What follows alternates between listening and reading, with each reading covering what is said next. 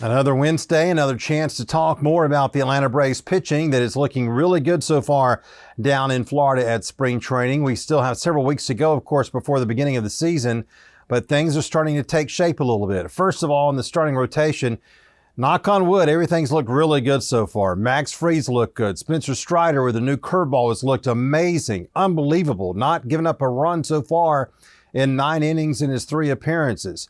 Then you've got Charlie Morton, who made his first appearance on Tuesday. He looked really good. That was a great sign.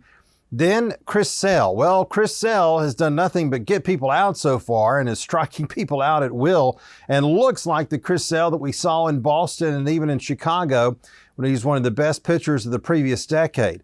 Then the 5th starter's job. Well, Bryce Elder has struggled so far, just like he did last year in spring training when the Braves sent him out to minor league camp about mid-March. But Reynaldo Lopez has looked really, really good. He's the pitcher the Braves brought in from the White Sox, and he had been a relief pitcher the last several years. But when he first started his career, he was a starting pitcher, and he did very well. He's got electric stuff, and that could be an unbelievable rotation if Lopez suits into that starter's role very, very comfortably.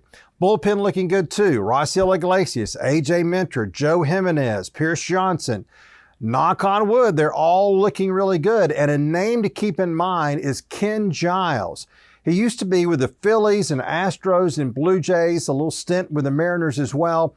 Well, he's been hurt the last couple of years. He was not doing well last year. He was in AAA with the Dodgers. But this year, he had a workout. The Braves signed him to a contract, and he has come to spring training. And so far in 2 appearances, he's looked really good. Now, he doesn't have the 100-mile-an-hour fastball that he used to have, but he has added a slider that is really, really good so far. There's always some story in spring training of someone coming out of nowhere and winning a job, and Ken Giles might be the one so far for this team. Of course, the Braves breathed a sigh of relief on Tuesday when they announced that Ronald Acuna Jr. had no structural damage to that right knee. He'll be okay. They'll give him more time. He was even taking batting practice on Tuesday when he got back from Los Angeles. So that's a really good sign, and they expect him to be ready for opening day. So things can happen. We still have 3 weeks to go, of course, but so far so good for the Braves as they continue to look like one of the top teams to beat in the National League for 2024.